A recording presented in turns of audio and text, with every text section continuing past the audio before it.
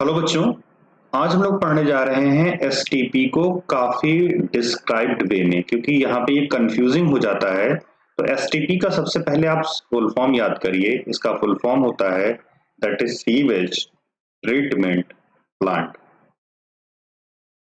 इसे बोलते हैं सीवेज ट्रीटमेंट प्लांट।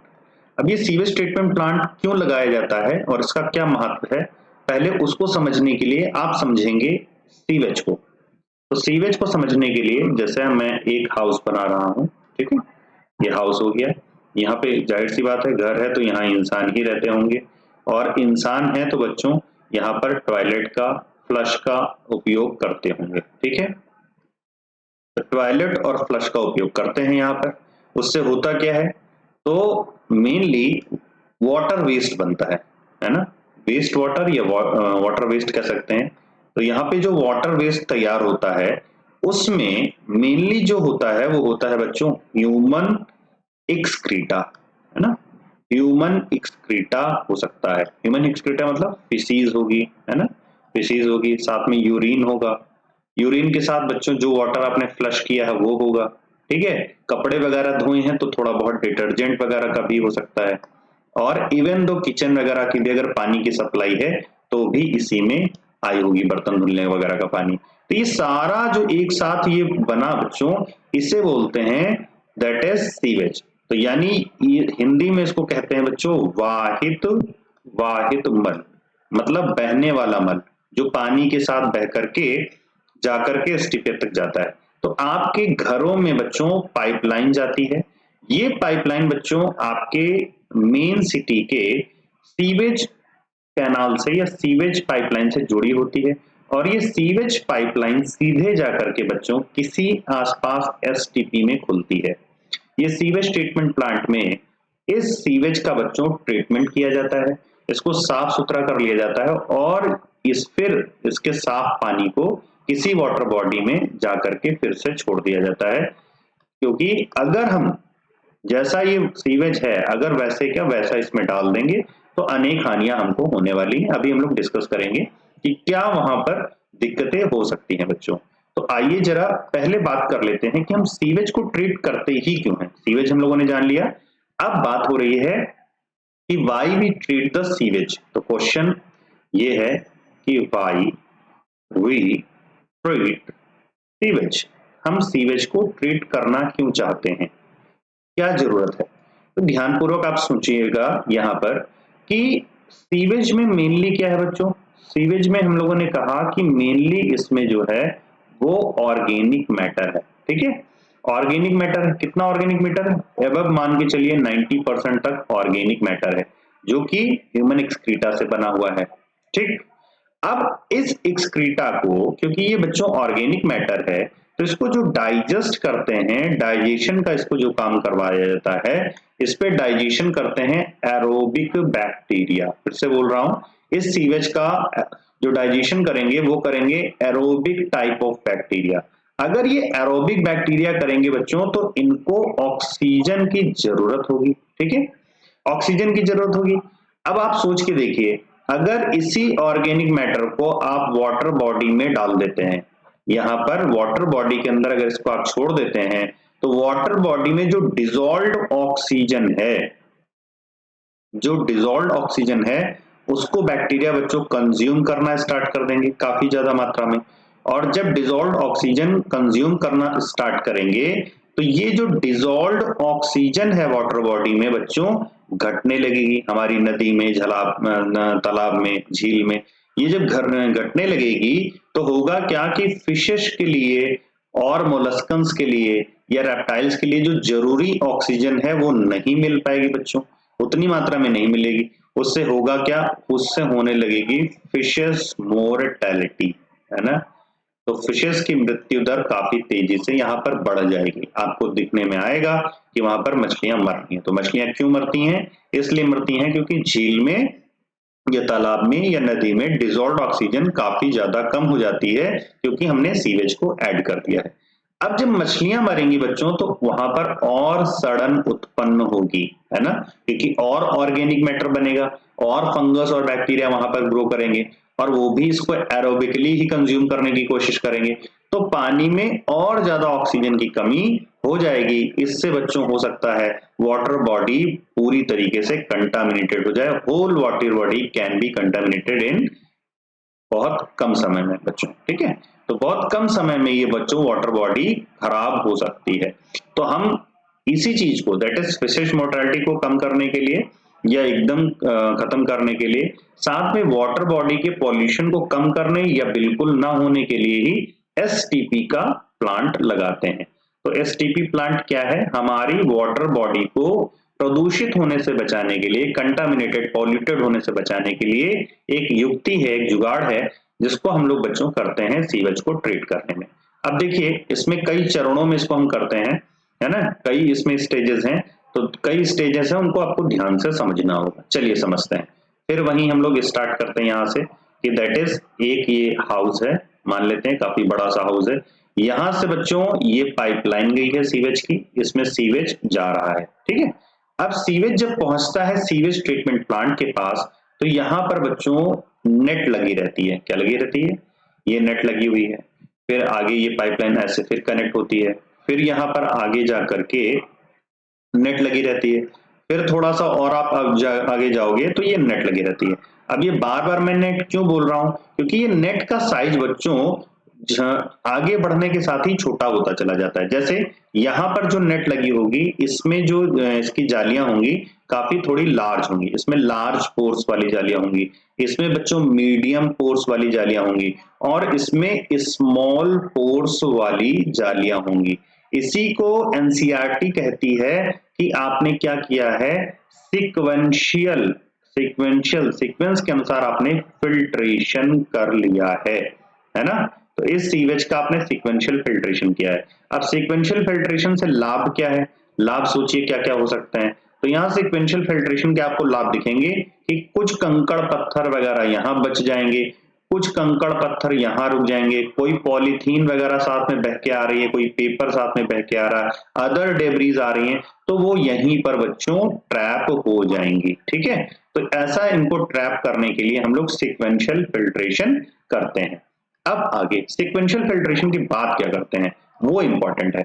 अब ये फिर आगे पाइपलाइन से होता हुआ वाइटमल दैट इज सीवेज आगे पहुंचेगा, और यहाँ पर काफी ज्यादा बड़े बड़े ह्यूज चैम्बर होते हैं जिनमें ये जाकर के इस तरीके से गिरेगा, ठीक है। इस तरीके से ये सीवेज का पानी गिर रहा है, ठीक। तो अब ये इसमें जाएगा, तो ऐसा तो मैं एक चैम्बर बना रहा हूं, ऐसे बहुत सारे चैम्बर हो सकते हैं और ये काफी ज्यादा बड़े बड़े चैम्बर होते हैं। अब इस सीवेज चैम्बर में किया किया जाएगा, तो ये सबसे पहले ये जो सीक्वेंशियल फिल्ट्रेशन हम कर रहे हैं, ये आता है कम्स अंडर बच्चों physical treatment.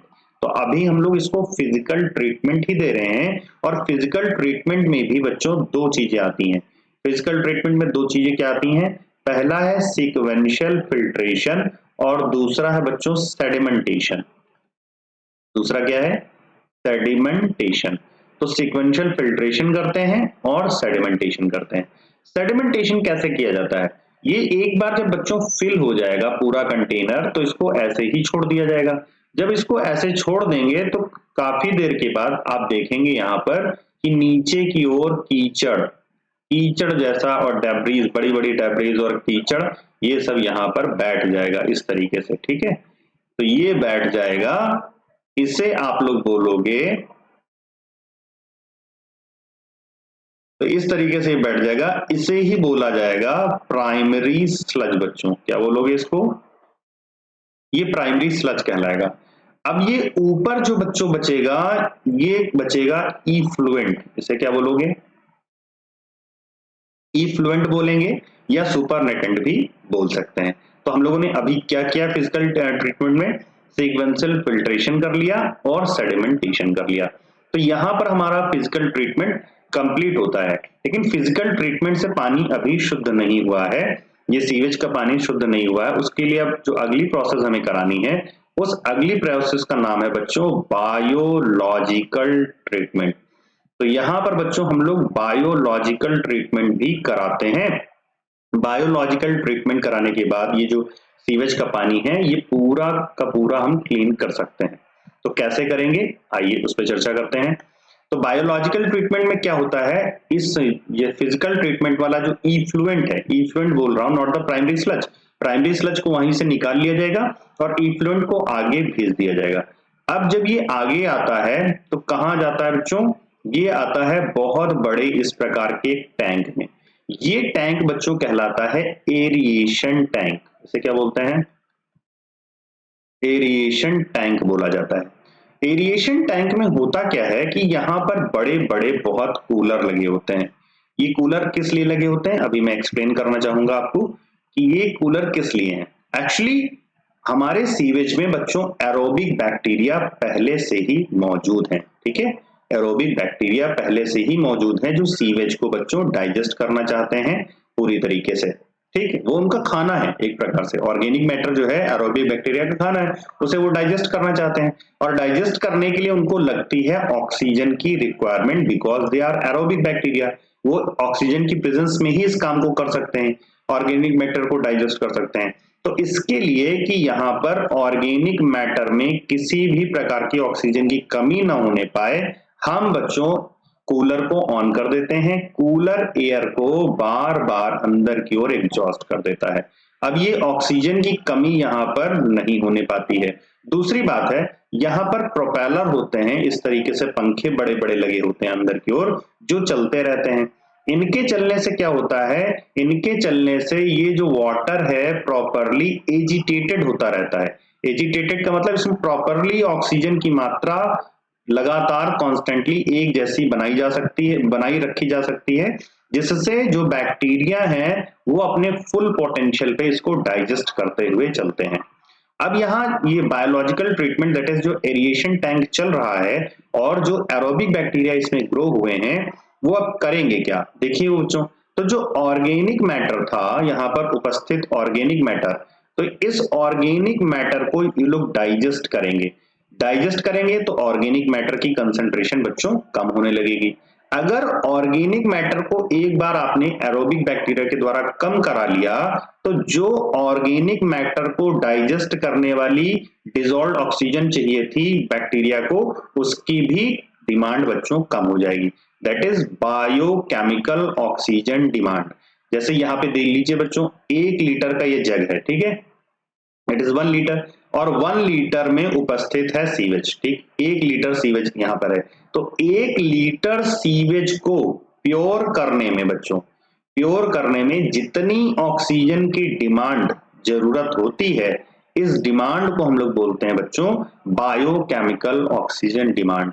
Biochemical oxygen demand indirectly बताता है कि सीवेज में ऑर्गेनिक मैटर ज्यादा है कि कम है। तो organic matter directly proportional to BOD, यानी अगर बायोकेमिकल ऑक्सीजन डिमांड ज्यादा है इसका मतलब है सीवेज में ऑर्गेनिक मैटर ज्यादा है और वो ज्यादा पॉल्यूटेड है।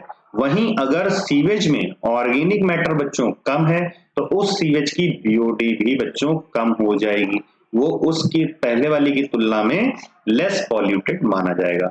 तो यहाँ पर ऑर्गेनिक मैटर में बच्चों बैक्टीरिया ने काम किया है और इस बैक्टीरिया ने बीओडी को कम कर दिया। अब बीओडी को कम कर दिया तो क्या होगा, फिर से उसको समझेंगे। तो यहाँ बच्चों ये लार्ज एरिएशन टैंक थे, दैट इज एरोबिक बैक्टीरिया। तो यहाँ पर काम किसने किया है, यहाँ पे काम किया है बच्चों फ्लॉक्स ने। किसने काम किया है, अब ये फ्लॉक्स क्या है, एनसीईआरटी कहती है फ्लॉक्स कुछ नहीं है, it is large masses of bacteria, है ना। तो ये बैक्टीरिया का समूह है साथ में विद फंगल फिलामेंट। यहाँ पर फंगल फिलामेंट के साथ में बच्चों ये मासेस हैं बैक्टीरिया के, इसे ही हम लोग बोलते हैं फ्लॉक्स, ठीक। अब यहाँ पर पानी साफ कर लिया गया, ये पानी साफ हुआ, इसमें बायोकेमिकल ऑक्सीजन डिमांड कम कर ली गई, काफी हद तक ऑर्गेनिक मैटर को डाइजेस्ट कर दिया है। लेकिन अभी भी ये पानी ऐसा नहीं है कि इसको हम लोग डायरेक्टली बच्चों रिवर बॉडी में छोड़ सकें। तो क्या होगा, अब यहां से बच्चों देखिए आगे क्या होगा, यहां से हम लोग इसको सेकेंडरी सेटलिंग टैंक में ले जाएंगे। कहां ले जा रहे हैं, सेकेंडरी सेटलिंग टैंक में इसको लेकर के हमें जाना पड़ेगा। तो हम सेकेंडरी सेटलिंग टैंक में ले चलते हैं।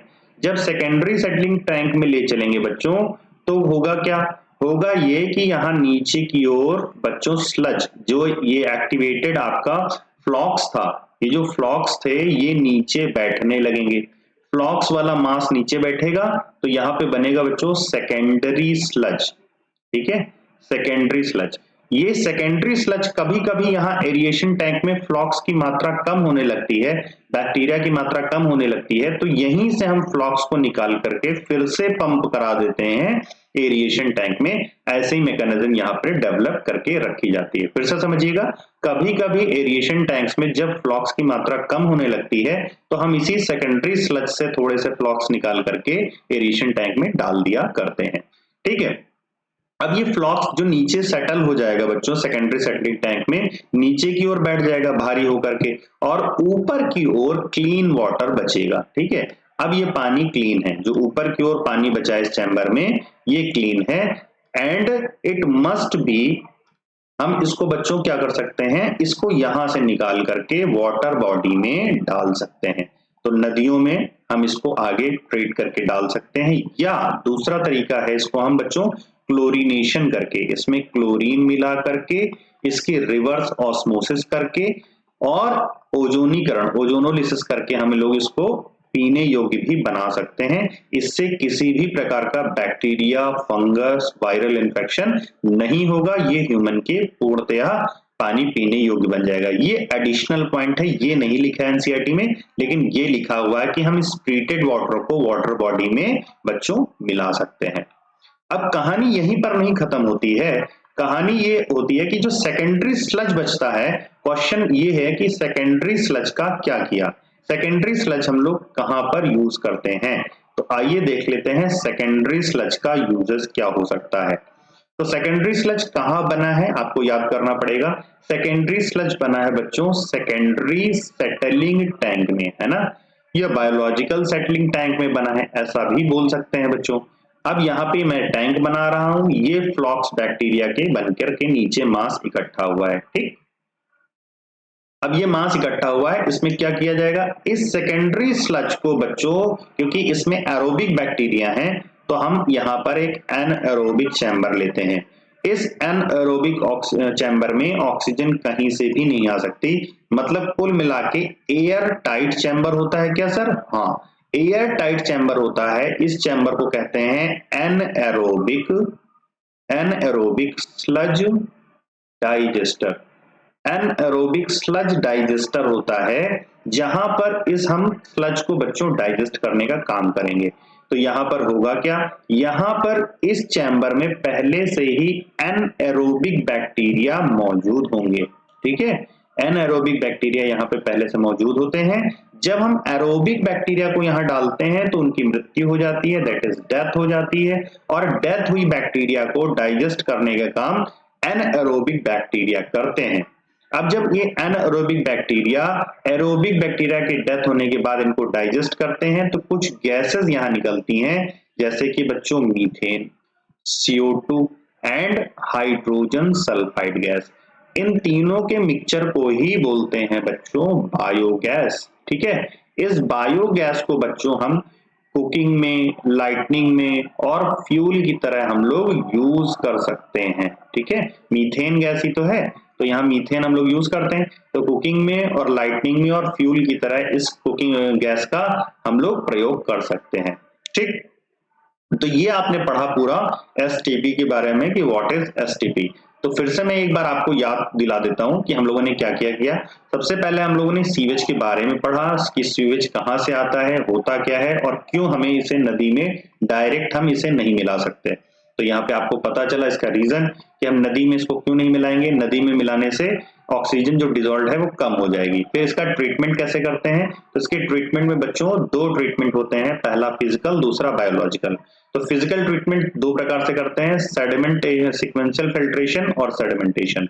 अब यहाँ सेडिमेंटेशन में जो प्राइमरी स्लज बचता है ऊपर इफ्लुएंट होता है, इफ्लुएंट को एरिएशन टैंक में लाते हैं, एरिएशन टैंक से हम लोग लेकर के आते हैं बच्चों सेकेंडरी सेटलिंग टैंक में, सेकेंडरी सेटलिंग टैंक से इसको लाते हैं बच्चों एनएरोबिक स्लज डाइजेस्टर में, और एनएरोबिक स्लज डाइजेस्टर में डालते ही यहाँ पे हमारी प्रोसेस कंप्लीट हो जाती है। तो ये सीक्वेंस आप बच्चों याद रखें, it is important, it is very very important. और मिलते हैं हम लोग फिर नेक्स्ट टॉपिक में।